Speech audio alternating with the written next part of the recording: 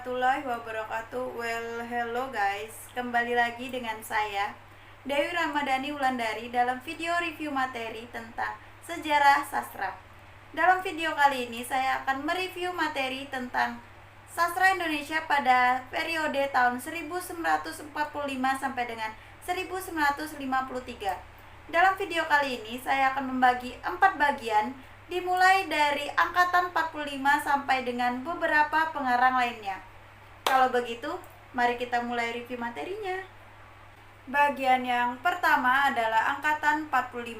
HB Jasin, Sitor Situmorang, Rosihan Anwar, A.O.K. Hadimaja, dan pengarang lainnya gigih membela angkatan 45 pada masa ini. Mereka mengatakan bahwa pengarang-pengarang adalah para pemuda yang tidak bisa digolongkan sebagai angkatan pujangga baru. Pada tahun 1952, HB Jasin mengumumkan sebuah esai yang berjudul Angkatan 45 yang berisikan tentang pembelaan terhadap kelahiran dan hak hidup angkatan 45. Selain itu, esai ini juga diterbitkan dalam kumpulan karangan Jasin pada tahun 1945 dengan judul Kesusastraan Indonesia Modern, Kritik dan Esai. Bagian yang kedua adalah beberapa tokoh. Tokoh pertama adalah Hairil Anwar. Beliau lahir di Medan pada tanggal 22 Juli tahun 1922. Riwayat pendidikan akhir beliau adalah Mulo atau SMP, namun sayangnya tidak sampai tamat sekolah. Hal ini dikarenakan beliau pindah ke Jakarta. Salah satu sajak beliau yang terkenal sampai sekarang itu berjudul Aku. Tokoh yang kedua adalah Asrul Sani dan Rifa Lapin. Mereka berdua adalah kawan dari Hairil Anwar dan sama-sama mendirikan Gelanggang Seniman Merdeka.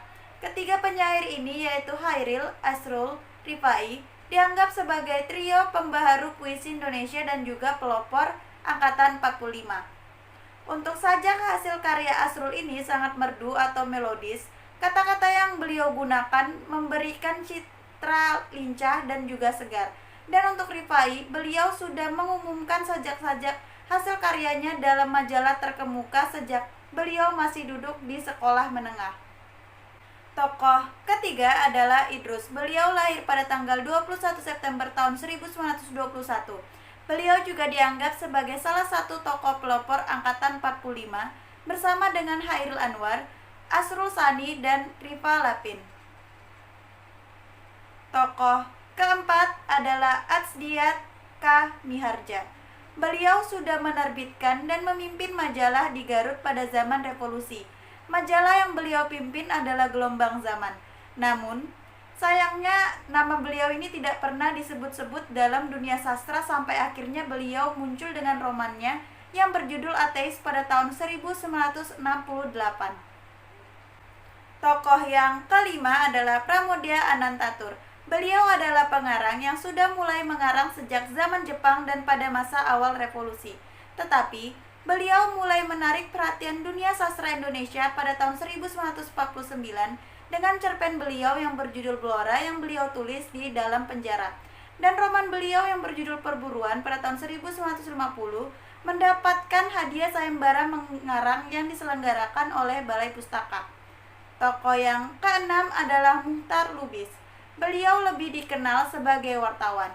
Surat kabar yang beliau pimpin yaitu Indonesia Raya dilarang terbit pada tahun 1958. Di samping menulis roman, beliau banyak sekali menulis cerpen dan terkadang menulis esai. Jika beliau menulis esai, maka beliau akan menggunakan nama samaran beliau yaitu Sapitri. Tokoh ketujuh adalah Utuy Tatang Sontani. Beliau dikenal sebagai pengarang drama di Indonesia. Dalam drama-dramanya tersebut, beliau sangat mengedepankan individu dan mengindahkan norma-norma masyarakat, agama, dan moral yang ada di Indonesia. Tokoh kedelapan adalah Sitor Situmorang. Kumpulan sajak beliau yang pertama itu berjudul Surat Kertas Hijau dan Orang Asing.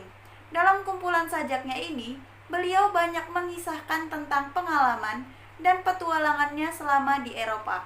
Kemudian disusul oleh kumpulan sajaknya yang kedua dengan judul Dalam Sajak pada tahun 1955 dan yang ketiga itu berjudul Wajah Tak Bernama pada tahun 1956. Tokoh yang ke-9 adalah Aoh K. Hadimaja.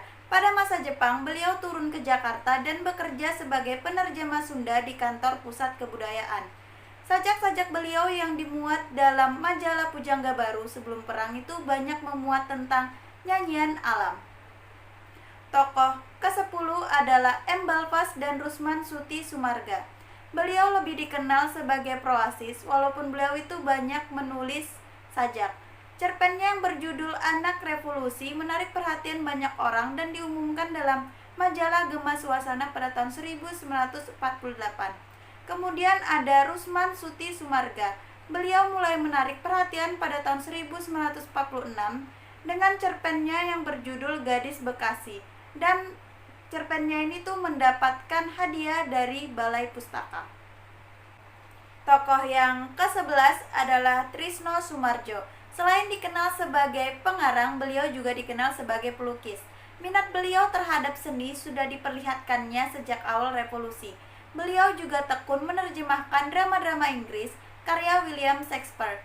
Sebagai seorang pengarang, beliau juga menulis sajak, cerpen, sandiwara, esai, kritik, dan lain sebagainya.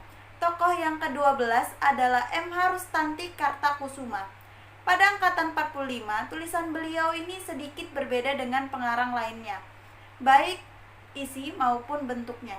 Beliau sendiri tidak menganggap dirinya masuk dalam golongan angkatan 45, tetapi beliau muncul dan mengumumkan tulisannya pada akhir tahun 40-an, baik dalam bentuk sajak, drama, cerpen, dan juga esai. Berikutnya adalah bagian ketiga tentang pengarang wanita.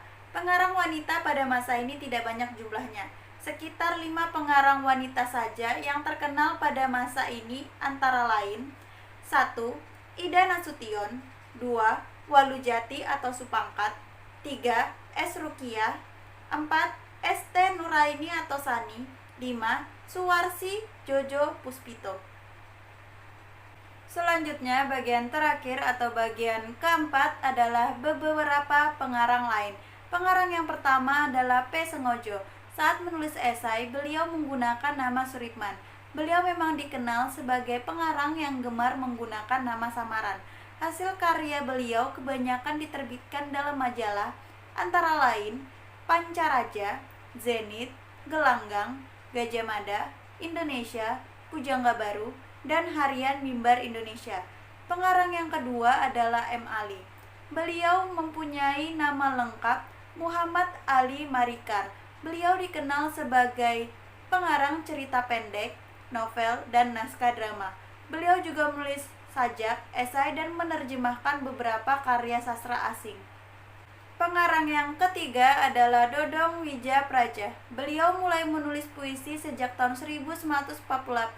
Puisi yang beliau tulis pada tahun 1948 sampai dengan 1972 dipublikasikan dalam berbagai majalah di Indonesia, antara lain dalam Harian Mimbar Indonesia, Gema Suasana, Gelanggang, Siasat, dan Budaya Jaya. Sedangkan puisi beliau yang mutakhir dimuat dalam majalah Budaya Jaya. Pengarang terakhir adalah Harjadi S. Hartowardojo. Beliau adalah wartawan Indonesia yang terkenal karena novelnya yang berjudul Orang Buangan. Nama lengkap beliau adalah Harjadi Sulaiman Hartowardojo. Beliau lahir pada tanggal 18 Maret 1930 di Desa Ngangruk, Kidul, Prambanan, Klaten, Jawa Tengah dengan nama Harjadi Sulaiman. Karena sudah sampai di bagian akhir video, maka saya akan menyampaikan kesimpulan dari materi yang sudah saya review hari ini. Kesimpulannya adalah para pengarang pada angkatan ini tuh sangat gigih membela angkatan 45. Hal ini dikarenakan para pengarang pada angkatan ini tidak masuk lagi dalam angkatan Pujangga Baru. Selain itu, pada tahun 1945 sampai dengan 1953 itu banyak sekali sastrawan di Indonesia. Jadi itu saja, saya ucapkan terima kasih kepada yang sudah menonton video review saya hari ini. Sampai jumpa di video berikutnya. Dadah.